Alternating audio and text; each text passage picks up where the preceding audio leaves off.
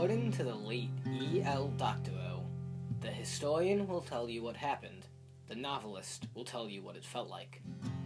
This quote very accurately describes Tim O'Brien's experience in The Things They Carried. In this novel composed of multiple short stories, O'Brien eloquently informs us of what life was like in the war zone of Vietnam, along with the trials and tribulations that occurred along the way.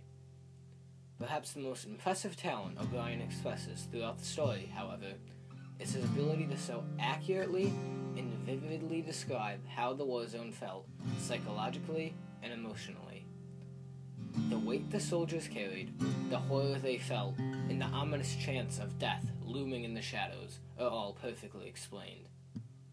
Through photos taken during the war in Vietnam, exactly what O'Brien tells us about in his novel is seen, and the viewers themselves can feel the horror of the War of Vietnam. More often than not, the war itself was not the main deterrent for the warriors in Vietnam. The place itself was the worst to deal with. According to O'Brien, they carried diseases, among them malaria and dysentery. They carried lice and ringworm, and leeches and paddy algae, and various rots and molds. They carried the land itself, Vietnam, the place, the soil, a powdery orange-red dust that covered their boots, and fatigues, and faces. Any of these numerous amounts of bacteria and viruses and fungi could be lethal. Many soldiers died not by the war, but by Vietnam itself. Swimming through contaminated water, walking through literal fields of dung, and an immune system not acclimated to the diseases of Vietnam was a recipe for disaster. And disaster is what it led to. Not only did the American troops have to fight a war against the enemy, but also they had to fight a war against the land they were in.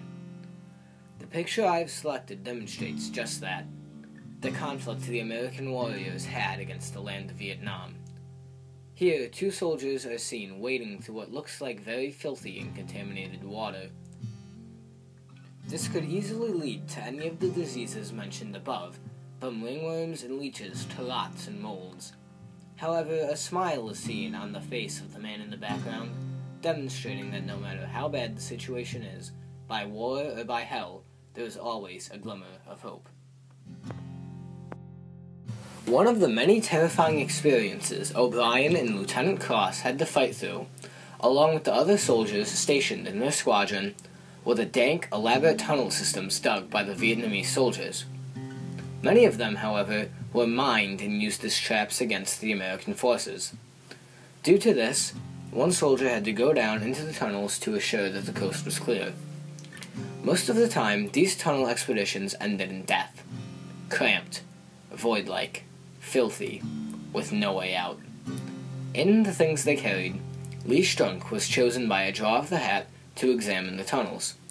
Reluctantly, Strunk entered, and about 5 minutes later, he resurfaced.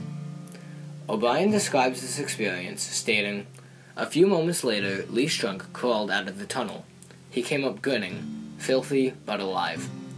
Lieutenant Cross nodded and closed his eyes, while the others clapped Strunk on the back and made jokes about him rising from the dead."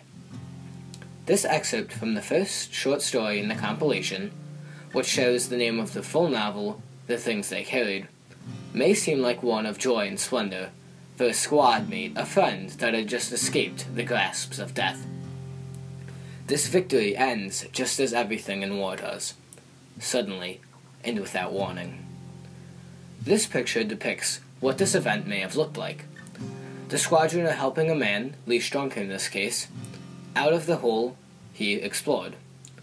In the background, we see Ted Lavender peeing. No one is aware of what is about to happen, the horror that would ensue. He tried not to think about Ted Lavender, but then he was thinking about how fast it was. No drama, down and dead, and how hard it was to feel anything except surprise.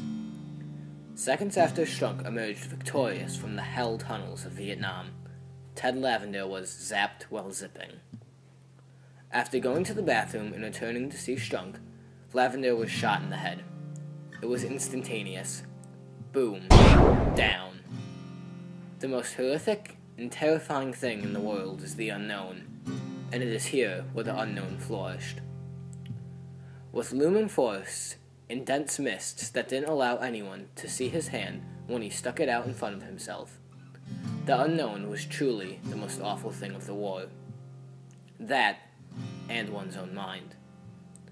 If someone were to pick a war about life in Vietnam, they should choose this one.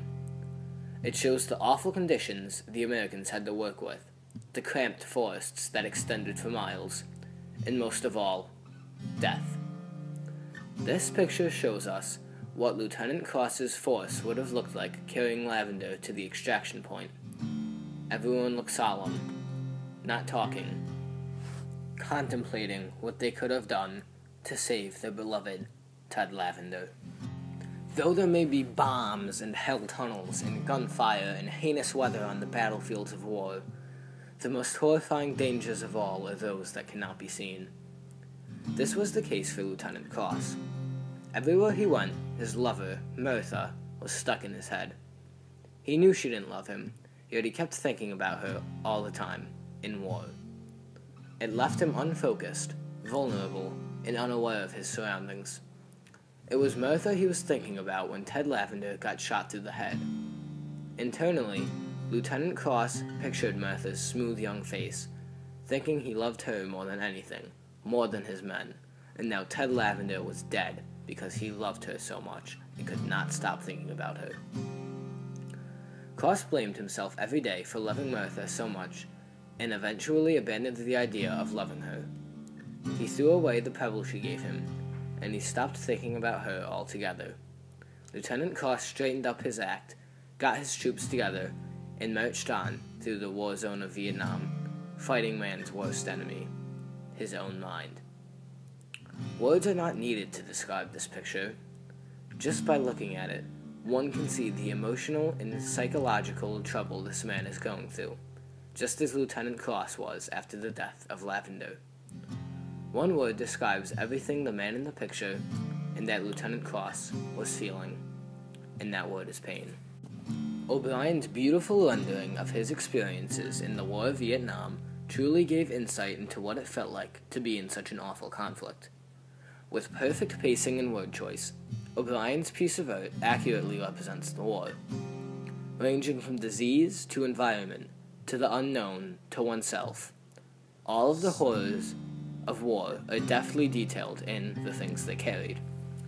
With factual evidence in the form of picture documentation, history supports all of O'Brien's claims and gives us a visual image of the living hell that was war.